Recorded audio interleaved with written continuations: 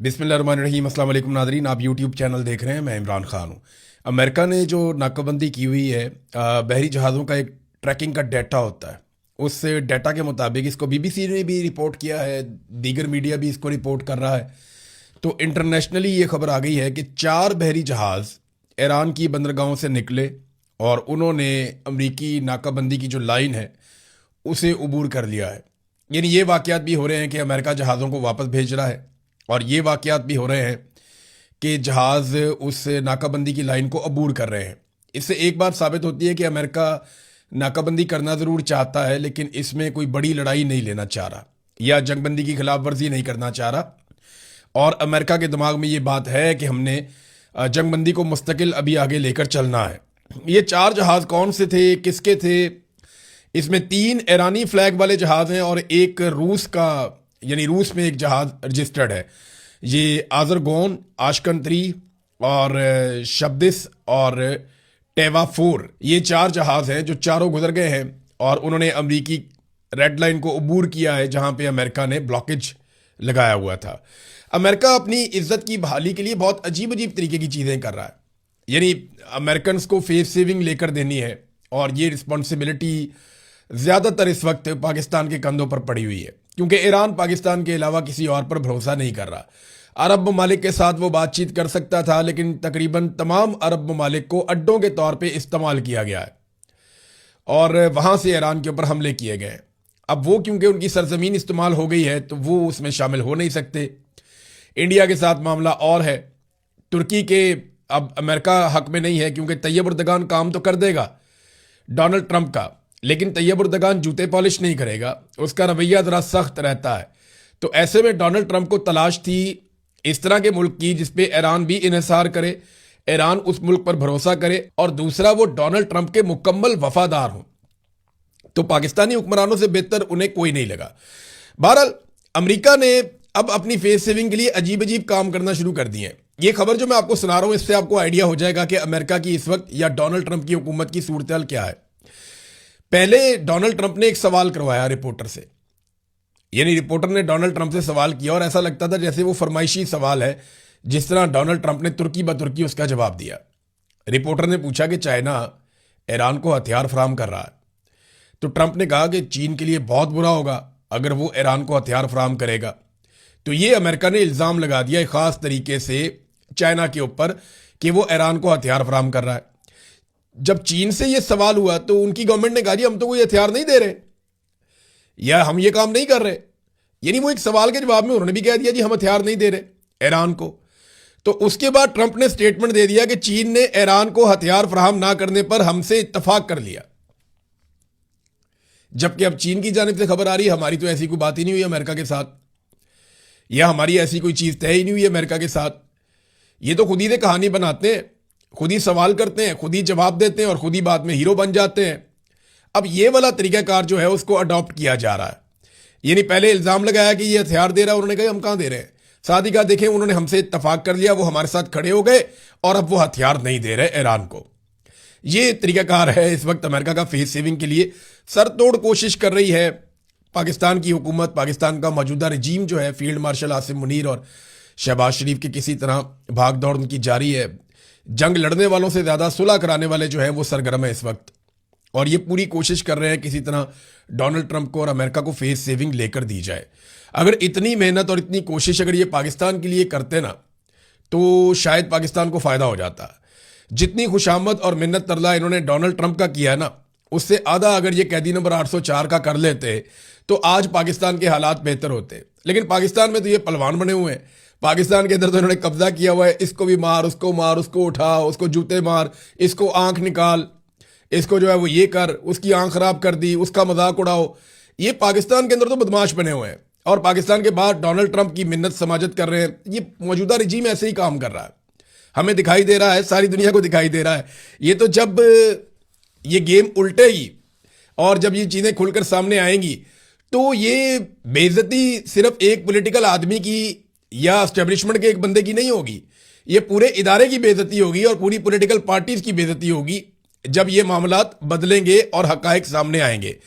Iran ने एक मरतबा फिर वही कह दिया जो मैं आपसे पिछले वीलॉग में भी कह रहा था اور میں بار بار آپ کو کہہ رہا ہوں کہ ایران کبھی بھی ایسی عارضی جنگ بندی کے حق میں نہیں رہے گا جہاں پہ چیزیں پینڈنگ کر دی جائے.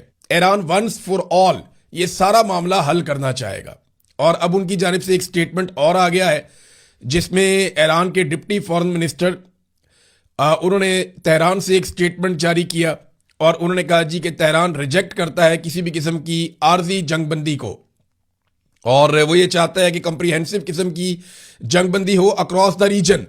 پوری جو خطہ ہے اس کے اندر ایک زبردست مربوط اور مضبوط قسم کی جنگ بندی ہو اور مستقل جنگ بندی ہو, اور لبنان سے لے کر ریڈ سی تک, بحر احمر تک, یعنی ہر جگہ پہ جنگ بندی ہونی چاہیے. یعنی انہوں نے جب ریڈ سی وہ کہتے ہیں تو وہ حوثیوں کا کہتے ہیں, جب لبنان وہ کہتے ہیں تو وہ بات کرتے ہیں حزب اللہ کی, اور پھر بیچ میں حماس بھی آ جاتا ہے, اور ایران کی اپنی جنگ بندی تو ہو ہی رہی ہے. تو وہ ایک مستقل جنگ بندی چاہتے ہیں, عارضی بنیادوں پر چیزیں نہیں چاہتے.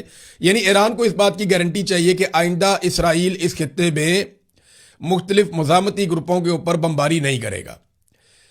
اسرائیل جو ہے وہ غزہ پہ بمباری نہیں کرے گا, اسرائیل جو ہے وہ لبنان پہ بمباری نہیں کرے گا حزب اللہ پہ, اور حوثیوں کے اوپر بھی اٹیک نہیں کیا جائے گا. انہیں ایک مستقل جنگ بندی چاہیے جس کے لیے وہ آواز اٹھا رہے ہیں, اور وہ یہ کہتے ہیں کہ ہمیں اس کے علاوہ کچھ اور قبول نہیں ہے. ناظرین, بشرا بی بی کی آنکھ کی سرجری ہو گئی ہے اور ان کی فیملی کی بشرا بی بی سے ملاقات بھی کروا دی گئی ہے. کوئی ایسی خاص خبر نکل کے باہر نہیں آئی, لیکن جیل انتظامیہ نے کہا جی کہ بشرا بی بی کی فیملی جو ہے وہ مطمئن ہے ان کے علاج کے اوپر. بہرحال ان کی آنکھ کا بھی ایشو بن گیا, پہلے عمران خان صاحب کی آنکھ کا ایشو بنا, پتہ نہیں کیا ان کو کھلا رہے ہیں یہ جیل کے اندر, یا کیا ان کو دے رہے ہیں جیل کے اندر, سمجھ سے باہر ہے. کچھ تو ایسا ہے جس کا یہ پردہ رکھتے ہیں, ورنہ یہ عمران خان کے ڈاکٹروں کو جانے دیتے, جا کے انہیں ٹیسٹ لینے دیتے, عمران خان کے بلڈ ٹیسٹ ہو جاتے, عمران خان صاحب سے ملاقات ہو جاتی, ان کی کنڈیشنز کو ان کے ڈاکٹرز چیک کر لیتے, یا ان کی فیملی جا کر مل لیتی. یہ ساری چیزیں عاصم منیر صاحب نے روک رکھی ہیں. تو ایسا کیا کیا جا رہا ہے عمران خان کے ساتھ اور ان کی اہلیہ کے ساتھ کہ ان کی آنکھیں خراب ہونا شروع ہو گئی ہیں. بھلے چنگے وہ جیل کے اندر گئے تھے, عمران خان صاحب کو لگ بھگ 3 سال ہونے والے ہیں, اور بشرا بی بی جو ہے انہیں بھی کافی عرصہ ہو گیا جیل کے اندر. وہ پہلے بھی پکڑی گئی تھیں, پھر دوبارہ بھی انہوں نے گرفتاری دے دی تھی, خود آ کر انہوں نے گرفتاری دے دی تھی. تو یہ جو ان کے ساتھ کیا جا رہا ہے کھلواڑ, اس کا کوئی سمجھ نہیں آ رہا, اور کوئی اس کے اوپر آواز اٹھانے کو بھی تیار نہیں ہے. پاکستان تحریک انصاف تو بھائی عجیب و غریب سچویشن میں ہے. اب خبر آئی ہے جناب کہ اچکزئی صاحب پی ٹی آئی سے ناراض ہو گئے کہ جناب میرے سے مشاورت نہیں کر رہے, یہ جو جلسہ کیا ہے یہ اس کے بارے میں میرے سے مشاورت نہیں کی گئی. اس قسم کی خبریں رپورٹ ہو رہی ہیں. معاملہ یہ ہے کہ اچکزئی صاحب پہلے تو ناراض نہیں ہوتے تھے, اب اتنا بڑا عہدہ مل گیا تو اب ناراض بھی ہونا شروع ہو گئے ہیں. یہاں پہ نا بس پاکستان میں ایسے ہی چلتا ہے, جتنا بڑا آدمی کو عہدہ مل جاتا ہے وہ بتاتا ہے کہ وہ خود کتنا بڑا آدمی تھا. اچکزئی صاحب کو اپوزیشن لیڈر کا عہدہ ایسے تو نہیں ملنا تھا, لیکن پاکستان تحریک انصاف نے ان کو اپوزیشن کے عہدے پر بٹھایا. اب خبریں آ رہی ہیں کہ اچکزئی صاحب بھی ناراض ہو جاتے ہیں, دیگر لوگ بھی ناراض ہو جاتے ہیں. تو پی ٹی آئی حکومت یا اسٹیبلشمنٹ سے ناراض ہونے کی بجائے زیادہ تر آپس میں ہی ایک دوسرے سے ناراض ہوتے رہتے ہیں, اور اس کا فائدہ اپوزیشن کو اور حکومت کو بہت ہوتا ہے. ناظرین, ایک چیز میں نارملی اس پہ بات نہیں کرتا, لیکن مجھے آپ کے سامنے رکھنی ہے تاکہ یہ ریکارڈ کا حصہ رہے. آج 17 تاریخ ہے اپریل کی. آج سے 2 سال پہلے عمران خان صاحب نے سٹیٹمنٹ دیا تھا کہ اگر میری بیوی کو کچھ ہوا تو ذمہ دار عاصم منیر ہوگا اور میں نہیں چھوڑوں گا. اور آج 2 سال کے بعد جو عمران خان کی اہلیہ, ان کی حالت تشویشناک تھی, انہیں اسپتال منتقل کرنا پڑا. یہاں پہ جو انفارمیشن منسٹر ہے پنجاب کی, جن کے انڈر میں یہ جیل آتی ہے اڈیالہ والی, ان کا سٹیٹمنٹ میں آپ کو پڑھ کے سنانا چاہوں گا تاکہ وہ ریکارڈ کا حصہ رہے. انہوں نے کہا جی عمران خان کی آنکھ بالکل ٹھیک ہے, ان کی صحت کا دھیان اتنا ان کی فیملی کو نہیں جتنا حکومت کو ہے. انہیں تو جعلی لنگڑا بننے کا بھی شوق تھا, وہ تو جعلی پلاسٹر چڑھا کر ویل چیئر پر بیٹھا رہا. یہ جناب پنجاب کی انفارمیشن منسٹر نے کہا ہے. اس کو ریکارڈ پہ رکھنا چاہیے. اس کو کہتے ہیں بیماری کا مذاق اڑانا. کلثوم نواز کی بیماری پہ کچھ گمنام اور کچھ غیر اہم قسم کے اکاؤنٹ سے انہوں نے مذاق اڑایا تھا, جس کی سب نے مذمت کی تھی, میں نے بھی, باقی سب لوگوں نے, صحافیوں نے بھی مذمت کی تھی. تو اس وقت ایک بہت بڑی اخلاق بڑگیٹ کھڑی کر دی تھی پاکستان تحریک انصاف کے خلاف اپوزیشن نے, اس وقت کی اپوزیشن نے. عمران خان نے کبھی مذاق نہیں اڑایا, عمران خان کے منسٹرز نے کبھی مذاق نہیں اڑایا, لیکن ریکارڈ کے اوپر رکھیے گا کہ اس مرتبہ یہ مذاق انفارمیشن منسٹر خود اڑا رہی ہے, اور یہ ریکارڈ کے اوپر رہنا بھی چاہیے, کیونکہ باری باری سب کی باری. آپ کو کیا لگتا ہے کہ ملٹری اسٹیبلشمنٹ صرف پی ٹی آئی کو مارے گی؟ نہیں، یہ پی ٹی آئی سے ویلے ہو گئے نا، پھر یہ آپ کو ماریں گے، پھر یہ تیسرے کو ماریں گے، پھر یہ چوتھے کو ماریں گے۔ ابھی بھی یہ جرنیل جاتے ہیں جب بچوں کو لیکچر دینے کے لیے، آپ ذرا وہ ویڈیوز نکالیں اور نکال کر سنیں نا، یہ ابھی جب جرنیل جاتے ہیں بچوں کو یونیورسٹیز میں کالجز میں ملنے کے لیے، تو وہاں یہ کہتے ہیں کھل کر کہ سیاستدان ہیں کرپٹ، وہ ہیں بے ایمان، وہ پاکستان کو آگے نہیں بڑھنے دیتے۔ حالانکہ سیاستدان تو بیچارے کچھ نہیں بیچتے جو پاکستان کے ساتھ پاکستان کی اسٹیبلشمنٹ نے اور عدلیہ نے کر دیا۔ خاص طور پہ قاضی فائد عیسیٰ کی ایک ویڈیو وائرل ہو رہی تھی، وہ پتا چلا کہ آئرلینڈ امبیسی کا کوئی پروگرام تھا، ایک خاتون ہے، انہوں نے یہ دعویٰ کیا کہ میں بھی وہاں پہ تھی، اور کسی نے قاضی فائد عیسیٰ کو زیادہ منہ نہیں لگایا، اور وہ خاتون یہاں تک لکھتی ہے کہ قاضی فائد عیسیٰ وہاں پہ آنکھیں چراتے پھر رہے تھے۔ یعنی یہ حالت ہو گئی ہے ایک قاضی کی جس نے ناانصافی کی۔ ابھی جو موجود ہیں جتنے ججز، چاہے وہ آئینی عدالت کے ہیں چاہے وہ سپریم کورٹ کے ہیں، وہ یہ بات یاد رکھیں کہ ان کی حالت قاضی فائد عیسیٰ سے مختلف نہیں ہوگی۔ یہ قوم انہیں کبھی معاف نہیں کرے گی۔ ان لوگوں نے ناانصافی کی انتہا کر دی ہے۔ سویلینز کا ملٹری کورٹس کے اندر ٹرائل انہوں نے کروا دیا، لوگوں کی زندگیاں انہوں نے برباد کر دی، انتخابی نشان انہوں نے چھین لیا، مخصوص نشستیں جس پولیٹیکل پارٹی کو عوام نے دی تھیں مال غنیمت بنا کر انہیں دوسری طرف بھجوا دیا۔ انسانی حقوق کے معاملات کے اوپر یہ نہیں جاگے سوتے رہے، تو یہ عدلیہ عوام کی مجرم ہے، اور یہ ججز عوام کے بیچ میں جانے کے قابل نہیں رہیں گے۔ دنیا میں کہیں بھی یہ بندہ کھل کے نہیں پھر سکتا قاضی فائد عیسیٰ، اور یہ جو باقی ریٹائر ہوں گے نا، یہ بھی پھر کے دکھا دیں دنیا میں کہیں کھل کر، تو میں مان جاؤں گا یہ کھل کر پھر رہے ہیں۔ ان کی حالت بہت بری ہوگی، جیسا کہ جنرل باجوہ ہے، ندیم انجم ہے، یہ لوگوں میں نہیں جا سکتے۔ میرا چیلنج ہے، آ جائیں یورپ میں، امریکہ میں، ادھر برطانیہ میں، دنیا کے کسی بھی ملک میں آئیں، کھل کر ذرا پبلک میں پھر کر دیکھیں پبلک ان کا بینڈ بجا دیتی۔ یہ جنرل فیض ہے، وہ بھی نہیں کھل کر پھر سکتا۔ اور جو موجودہ عدلیہ اور اسٹیبلشمنٹ پہ جو لوگ قابض ہیں، چاہے وہ جج ہیں یا جرنیل ہیں، مستقبل ان کا بھی اس سے مختلف نہیں ہوگا۔ یہ حقیقت ہے، یہ حقیقت ہے کہ اس سے مختلف ان کا مستقبل نہیں ہوگا۔ جو قاضی فائد عیسیٰ کے ساتھ ہو رہا ہے باقیوں کے ساتھ بھی یہی ہوگا۔ اور دیکھیں پاکستان میں آوے کا آوے ہی بگڑ گیا ہے۔ یہ میٹرک کے امتحان کے اندر جو پیپر آیا نا مطالعہ پاکستان کا، اس میں کلثوم نواز کا، شہباز شریف کا اور نون لیگی انہوں نے گھسا دیے بیچ میں پیپر میں۔ آپ اندازہ کریں کہ ایک خاندان کو خوش کرنے کے لیے اس کے افراد کو مطالعہ پاکستان کے پیپر میں گھسا دیا، اور بددیانت ترین لوگ ہیں یہ۔ انہوں نے پاکستان کو لوٹا ہے، پاکستان کو تباہ کیا ہے۔ یہ وہی لوگ ہیں جنہوں نے آئی پی پیز لا کر پاکستان میں لگائے، اور آج پورا پاکستان لوڈ شیڈنگ کی صورت میں عذاب بھگت رہا ہے۔ 4 گنا بل آپ کو آ رہے ہیں، اور آپ بجلی خریدنے کے قابل نہیں رہے۔ کاسٹ آف پروڈکشن پاکستان میں بہت بڑھ گئی ہے۔ یہ وہی لوگ ہیں جو بددیانت ہیں، جنہوں نے پاکستان کے ساتھ کمیشنز اور کک بیکس لے کر بیڑا غرق کیا۔ ان کے نام مطالعہ پاکستان کے امتحانات کے اندر آ رہے ہیں۔ اندازہ کریں آپ، یہ قوم کے مجرم ہیں۔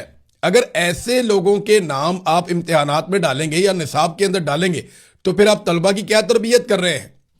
آپ انہیں وہی بنا رہے ہیں جیسے یہ لوگ ہیں۔ یعنی ان لوگوں نے پاکستان کا بیڑا غرق کر دیا، اور اس کے بعد آپ ایسی ایک پوری نسل تیار کرنا چاہتے ہیں جن کے آئیڈیل یہ لوگ ہوں۔ ابھی سعد رسول صاحب نے بتایا کہ وہ ایک اسکول میں گئے جہاں پہ مائی فیوریٹ لیڈر کے اوپر کچھ تقاریر وغیرہ ہو رہی تھی۔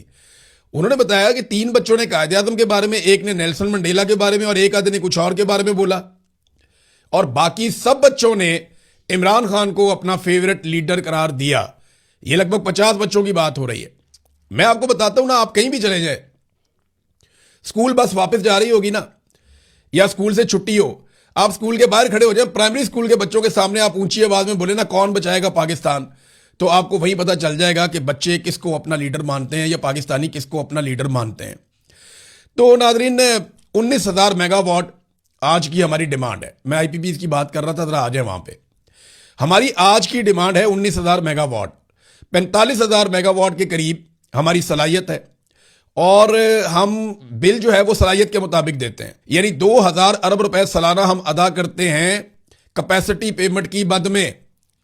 وہ بجلی جو ہم نہیں خریدتے، وہ بجلی جو بنتی نہیں، وہ بجلی جسے ہم استعمال ہی نہیں کرتے، اس کا ہم 2,000 ارب روپیہ سالانہ دیتے ہیں، جو وزیر اعظم کے بیٹے سے لے کر بہت بڑے بڑے لوگوں کو ملتے ہیں۔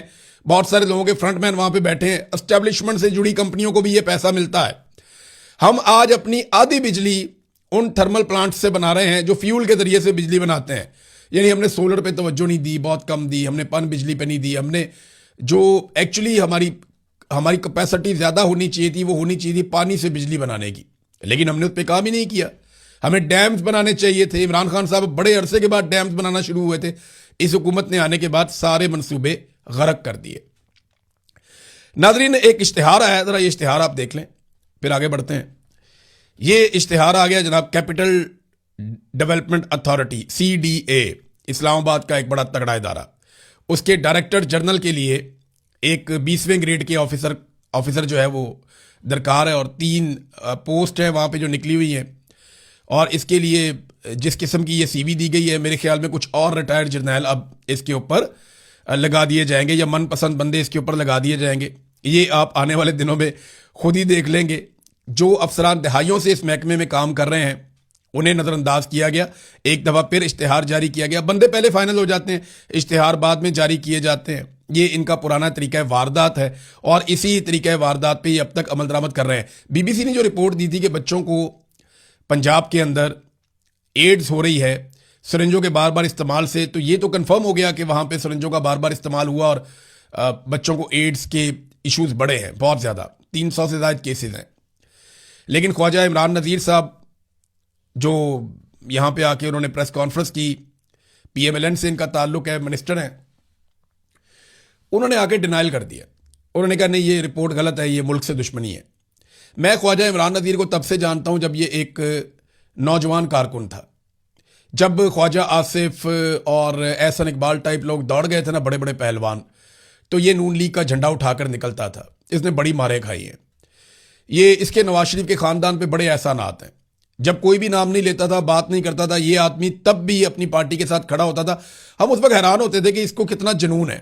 زبردست آدمی تھا. اور یہ جب میاں فیملی واپس آ گئی تب بھی کھل کر بات کرتا تھا. اس کے بارے میں میری یہ رائے تھی کہ یہ آدمی کھل کر بات کرتا ہے اور ایک جمہوری آدمی ہے. لیکن خواجہ عمران نذیر صاحب سے مجھے تھوڑی مایوسی ہوئی. انہیں یہ کہنا چاہیے تھا کہ ہم اس کی انکوائری کر رہے ہیں, جہاں غلطی ہوئی اس کو ٹھیک کریں گے. ہم میڈیا کا شکریہ ادا کرتے ہیں جس نے نشاندہی کی ہے, تو اس سے ان کے قدمے اضافہ ہوتا. وہ ڈینائل میں ہی چلے گئے. انہوں نے کہہ دیا جی یہ تو ملک سے دشمنی ہے. تو میرے خیال میں وزارت ملنے کے بعد یا حکومت میں آنے کے بعد بہت ساری چیزیں, میں نے کہا نا, طاقت کے ساتھ بدل جاتی ہیں, اور انسان شاید وہ سارا کچھ کرنے کے لیے مجبور ہو جاتا ہے جو اس کی شخصیت کا حصہ نہیں ہوتا. تو مجھے بڑا افسوس ہوا یہ دیکھ کر, بجائے اس کے کہ چیزوں کو ٹھیک کریں وہ الزامات لگا رہے ہیں. اب تک کے لیے اتنے, اپنا خیال رکھیے گا, اپنے چینل کا بھی. اللہ حافظ.